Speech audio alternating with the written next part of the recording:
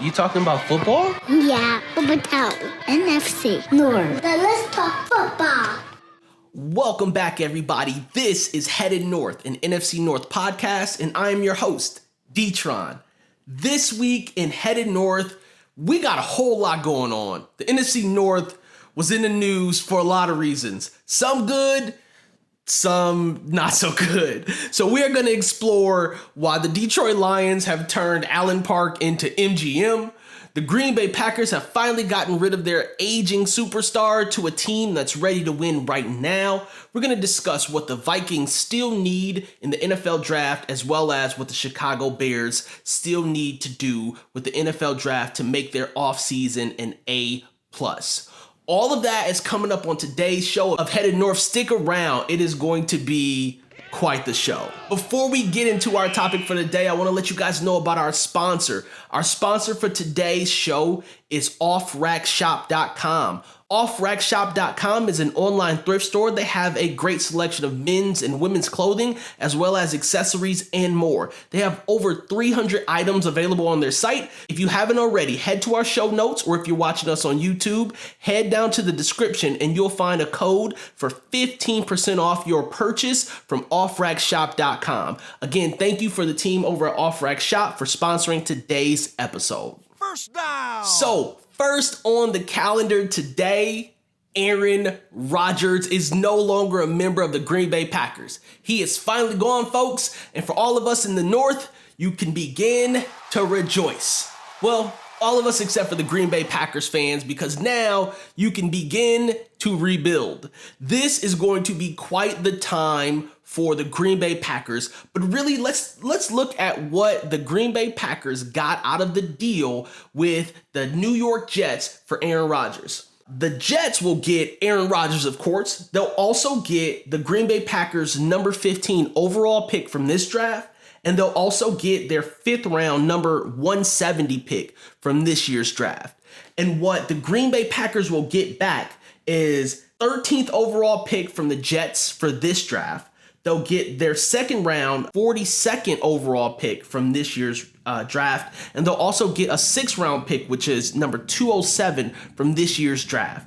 And then there's also a conditional 2024 draft pick that is a 2nd rounder now. But if Aaron Rodgers plays 65% of the snaps this year for the Jets, then it turns into a 1st round draft pick for Green Bay.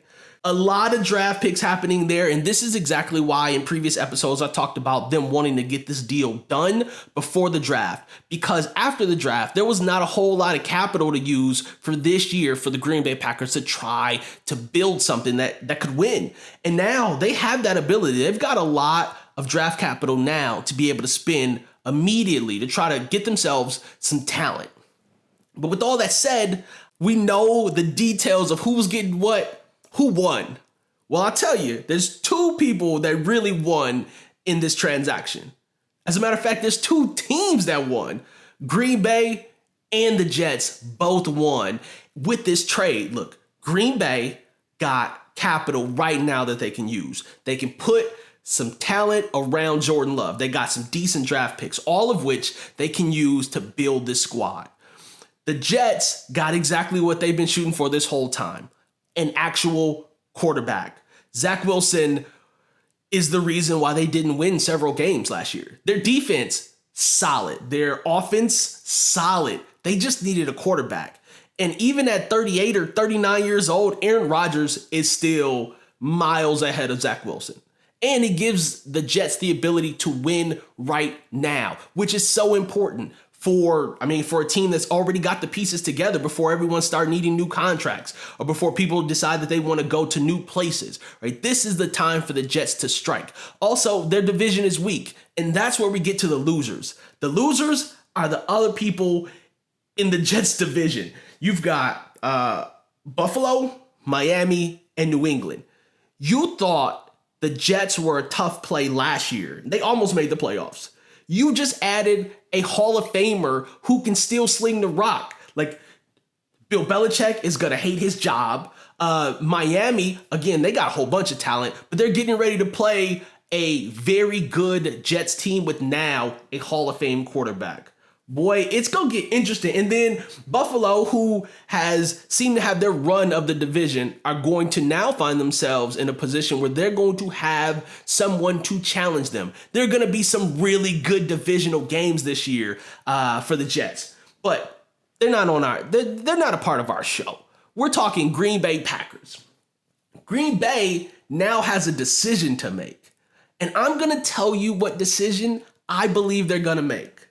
Green Bay could stick with Jordan Love and just take all the picks that they got and place talent around them, which they've got, again, the 13th pick. They've got the 42nd pick in the second round. They still have the 45th pick in the second round, and they have the 78th pick in the third round. I think the Green Bay Packers are going to trade up with the Detroit Lions. So I mentioned Green Bay has the 13th overall pick. The people selecting before them, Carolina's going to take a quarterback. Houston, probably going to take a quarterback. Arizona is not. Indianapolis will. Seattle won't. The Detroit Lions won't. But then you've got the Raiders and the Falcons, who may very well take a quarterback. Chicago won't. Philly won't. And Tennessee might, right? So you've got several people who could potentially select a QB that you may want if you're trying to restart your organization.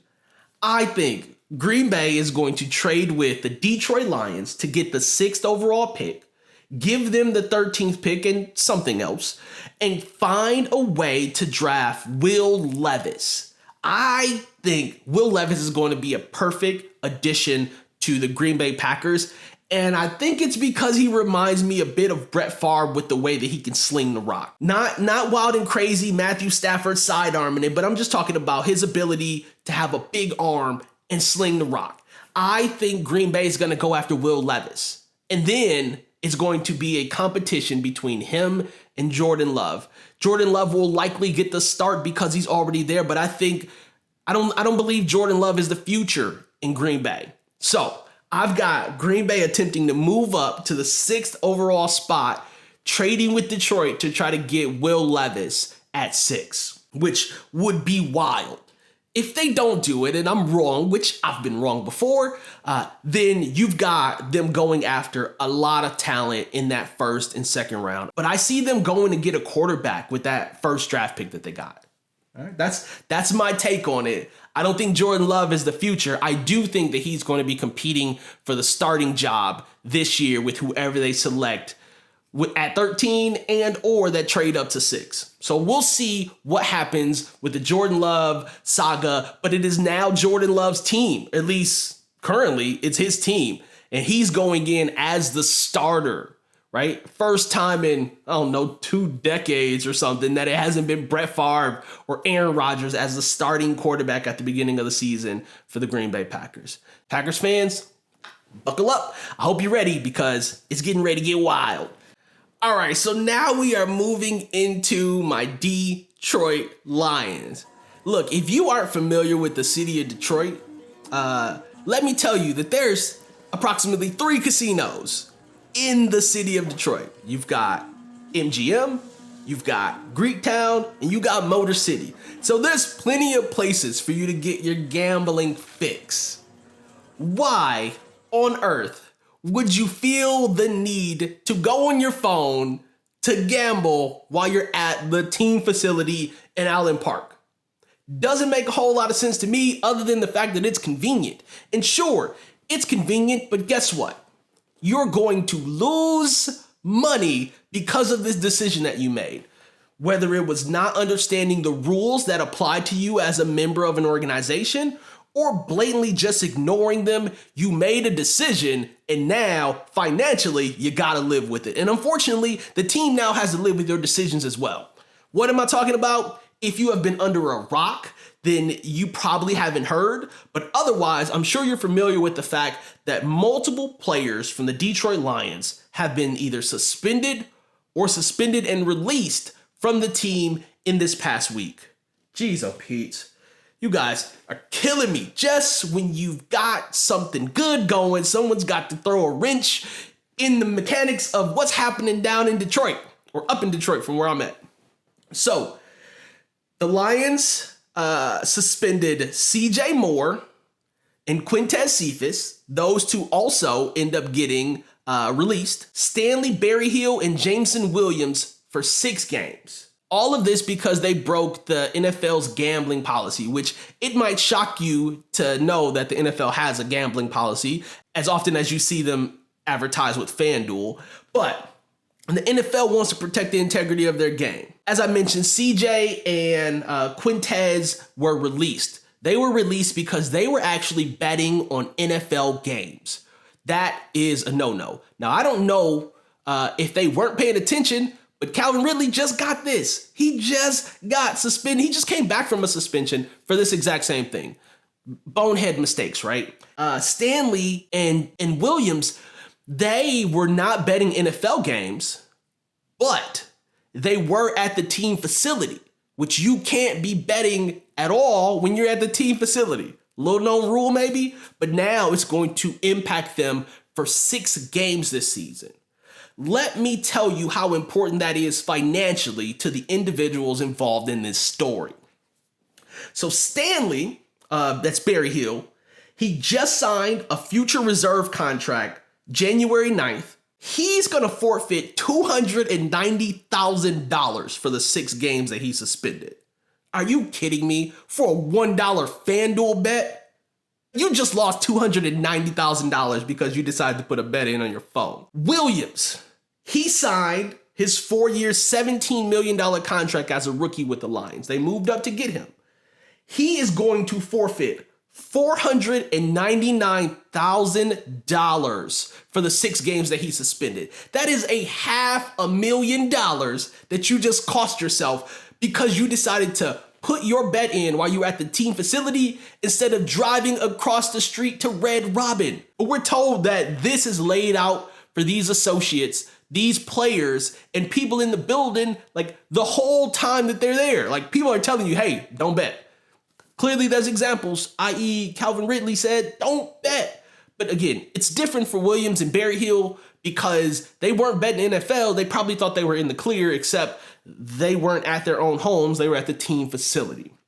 So that's $290,000 for one person. That's $500,000 for someone else. It's going to cost him. And then CJ Moore and Quintez, it cost them their jobs. But on top of that, CJ Moore just signed a $4.5 million contract for 2 years. That was signed March 19th, which they said the investigation started just a little over a month ago. So that wasn't probably right after he signed his contract, the investigation started. He got suspended and got released basically a month later after signing his contract. But here's the thing that saves him. Because there's no breach of contract in there for gambling, he gets to keep his signing bonus, which was $1.4 million. So CJ's now walking away with nothing, but he's going to then forfeit that other $3.1 million because he was released from the team. How much were you planning to win that you could afford to lose $3.1 million over the next 2 years? Because I'm guessing it wasn't worth it. And then Quintez Cephas actually was, okay, like relatively okay. He signed this deal back in 2020. So we played 2020, 2021, and 2022. He was already through 3 years of a 4-year deal, which was $3.5 million. So he's going to lose some, but he got the majority of his money before he was let go coming into this last year of his contract, which he would have been a free agent after this year. But the impact for the Lions can be seen in the position that was the primary focus of these suspensions.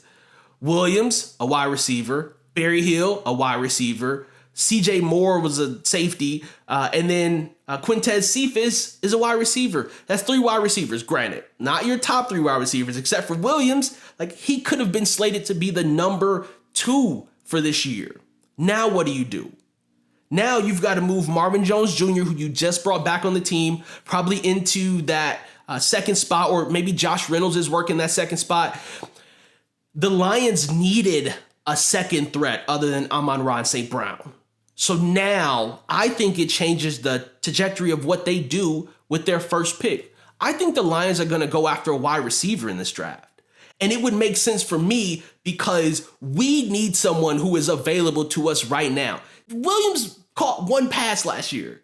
He was unavailable for a large portion of the year. And now he's going to be unavailable for a third of this year. Eventually, business decisions have to be made. Even if you like a kid, right? Like, you've got to figure out, okay, we're in a position that we can win some games. We can win the division this year. We need to have weapons accessible to us. We can't be sitting around waiting for people to come back off suspension. So I think that the Lions will go after a wide receiver, the 18th overall pick. They're going to grab a wide receiver.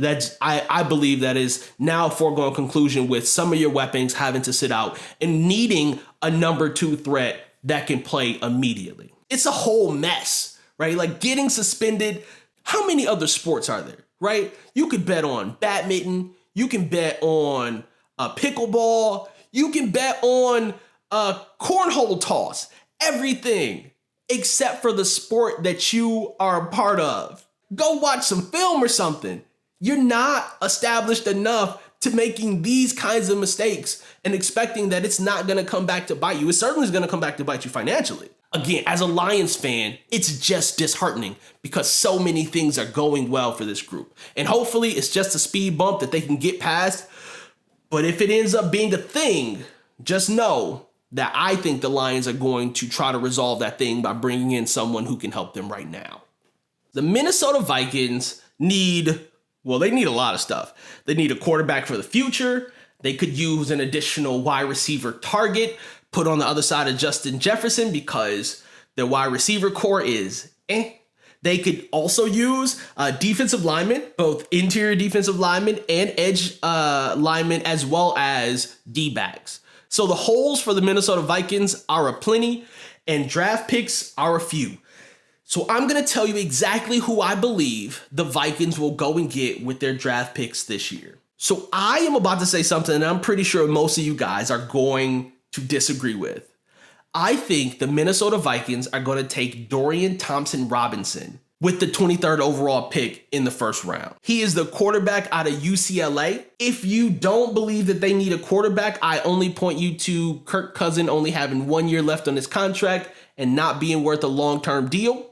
If you disagree with Robinson, I'll tell you that the best quarterbacks in this draft will already be off the board by the time we get to the 23rd pick, which means there's not a lot of options there. Dorian's actually pretty solid. So Dorian is 6'1", 205 pounds, finished the season 6th overall in the nation in completion percentage. So he's making the right decisions with the ball when he's throwing it. He was almost a 5-year starter, so played all 5 years at UCLA, threw for nearly 11,000 yards in his time at UCLA, and ran for almost 2,000 yards over the course of that 5 years. So he's mobile. He can throw the ball. He makes good decisions. He finished with 88 touchdown passes. And that's like almost a 3-to-1 ratio for his touchdown to interceptions. So he's completing his passes. He's making good decisions. He's mobile. He's semi-tall. I mean, 6'1" is a decent size for a quarterback. I think the problem, why you don't hear him talked about like Richardson out of Florida or Will Levis, is the idea that he doesn't have as high of a potential ceiling as these guys. He's going to just be a pretty good starter. But I think when you look at the Minnesota Vikings, they already got someone who is just okay, right? If you can't get a draft pick that's going to get you a star, then get someone who can provide you solid production, right? Like go and get someone who is as good as an average starting quarterback. And I think that's someone who's had almost 5 years of experience starting at a large university and putting up really solid numbers against decent competition. So I think the Minnesota Vikings are going to surprise a lot of people and take Robinson with their first overall pick in the first round. I think that makes him the 5th quarterback going off of the board in the first round in the 2023 draft. In the 3rd round with the 87th pick, I got them taking Zach Harrison, a defensive end out of Ohio State. Zach Harrison, solid career, 4-year player at Ohio State.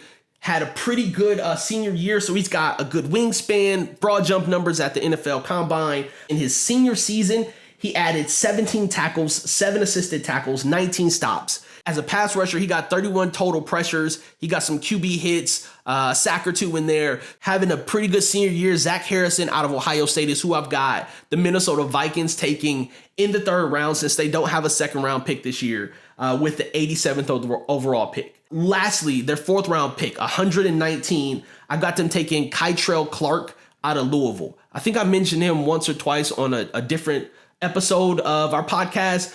I think Kytrell Clark is going to be a quality pickup for them this late in the round. I do believe that this draft class is deep for cornerbacks and wide receivers, and I think Kytrell Clark is a good blend to fall down to 119. So as a senior, he played in 12 games, 771 snaps, logged 44 tackles, 7 assists, and made 17 stops.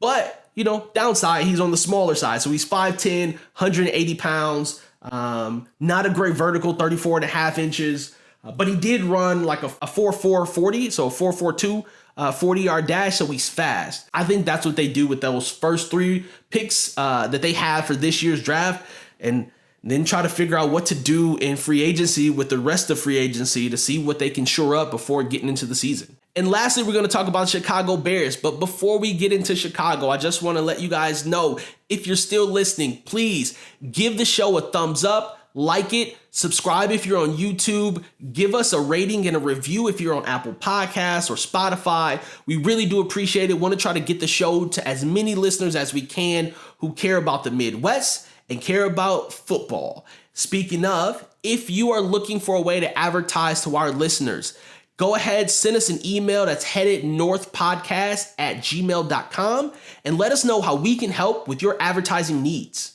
All right, so the Chicago Bears. What we're going to do with Chicago Bears is we're going to look at who they still need, because Chicago has been making some quality moves this offseason. But those quality moves haven't shored up every position that Chicago needs. And so there's still a need for an offensive lineman. There's still a need for a defensive lineman, and there's still a need for defensive backs specifically. So the Chicago Bears last season had the most frequent offensive line changes of any team in the NFL.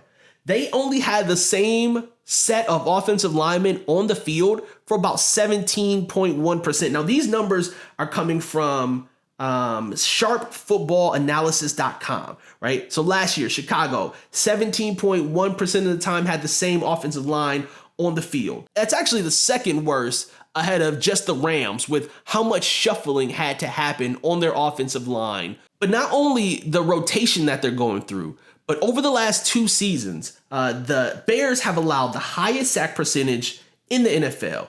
That's at like 13.3%. Their pass blocking efficiency is like an 82.5 and makes them the 4th lowest in the NFL. So getting some continuity on the offensive line has to be priority number 1.